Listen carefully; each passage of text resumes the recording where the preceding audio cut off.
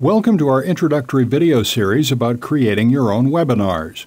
In this video, we'll get started getting productive with webinars and why you should use them.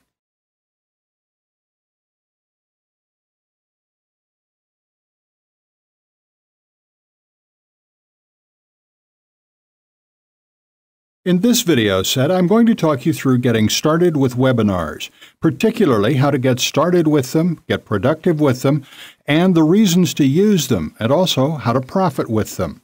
There are a number of different ways you can use webinars. Also, while I'm calling them webinars, there are often other terms used, such as webcasts, for example, and you may come across some other terms, but I'll be using the term webinars. Effectively, you can think of them as a presentation done over the Internet. What people viewing see and hear is obviously you talking and whatever you've chosen to show on your screen. For example, a common way to do webinars is just have a PowerPoint presentation on your computer, and then, obviously, you talk over it with a microphone and go through the presentation. And that then gets broadcast to everyone listening. So they hear you and see the PowerPoint slides on your computer as you click through them. As you flick from one slide to another slide to another slide, they see whatever is happening on your computer. The benefit of a webinar is that rather than a teleseminar or a teleconference, as they're sometimes called, which is effectively the same thing but just done over the telephone, with a webinar, they're seeing something to go along with the audio. The downside of webinars, as opposed to teleconferences, for example, is the fact that people have to be in front of their computer to take part, whereas with a teleconference or teleseminar, people can call in from wherever they may be. If they have a cell phone, for example, or if they're in their office, they may not be able to take part in a webinar at their office, whereas they could listen in on the telephone. So that's the downside. But the benefits are many as well. You will have to weigh the pros and cons to see if webinars are right for your market. You can use webinars for training, for staff training, for example, if your staff is in different locations. Or you can use it to offer training courses, either free or paid training courses. For example, you could charge $400 for an 8-week course that includes a webinar each week talking through a certain piece of software. You could do it that way, and of course with webinars you can record them, and then you can also offer the recordings to those people taking part in your class. Or, of course, if you wish, you could sell these recordings separately as a standalone product. Often, webinars are used for sales. They're presented as free presentations, but if the presentations have a lot of usable content, let's say it's an hour-long presentation, the first 50 minutes are going to be very usable content. Or actually, let me give you a more specific example. Let's say you're selling an 8-week class on how to master Microsoft Word. Then let's say you offer a free hour-long training class on little-known Microsoft Word tips and tricks. So you promote this free class, people attend, and for the first 50 minutes you're offering them very useful and usable content. You're giving them relevant and useful information. In this example, you're offering Microsoft Word tips and tricks.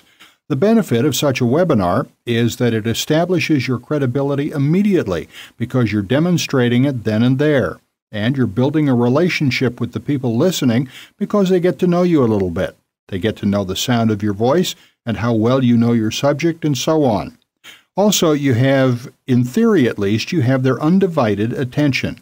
Obviously, some people aren't going to stay to the end of the webinar, but a good percentage are.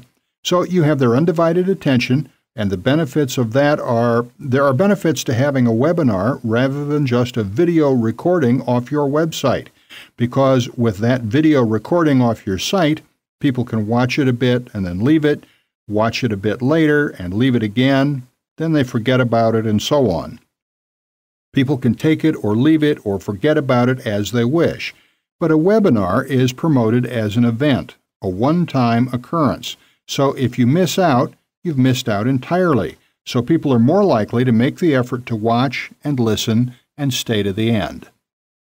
Okay, the first 50 minutes of the webinar are good and very usable content for everyone and establishes your credibility and helps people start getting to know you, like you, and trust you.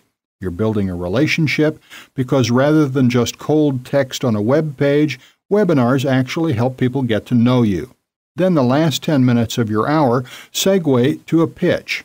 For example, with Microsoft Word tips and tricks, you could say that what you've seen now is just the tip of the iceberg of what you'll discover in my incredibly in-depth 8-week master course.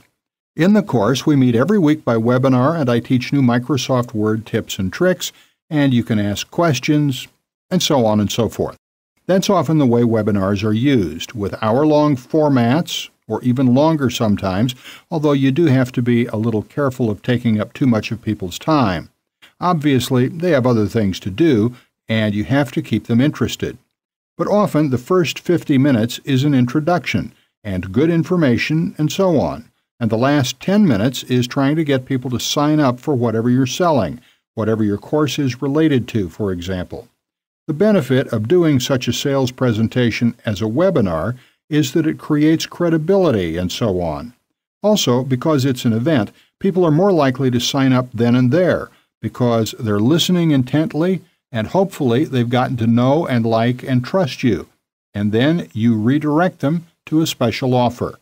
Actually, that's the way it's often done. A special offer for the first 20 sign-ups, for example. So let's say you have 500 people watching your webinar. Then let's say you have a special offer for the first 20 or the first 50 or whatever you wish. Because they've been paying attention and everything's live, they're more likely to jump on your offer then and there, so it can work very effectively as a sales presentation. So those are a number of ways that a webinar can be used. And as I mentioned, there are a number of benefits to them. You would need to weigh whether a webinar is more beneficial for your needs than a teleseminar. I won't be talking about teleseminars in this video series, but often the technical side of a teleseminar or teleconference is quite straightforward.